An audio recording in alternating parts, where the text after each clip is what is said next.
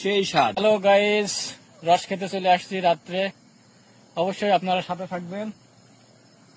আমি এখন গাছে উঠবো, উঠে রসের ছিলিতে পারবো। দেখা যাক রস কতটুকু হয়েছে।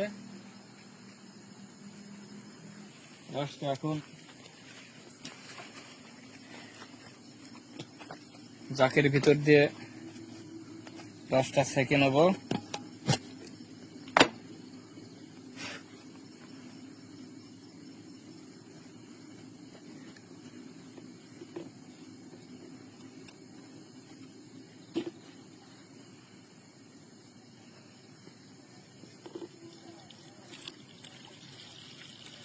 একদম ঝকঝকে চকচকে সন্ধ্যার রস।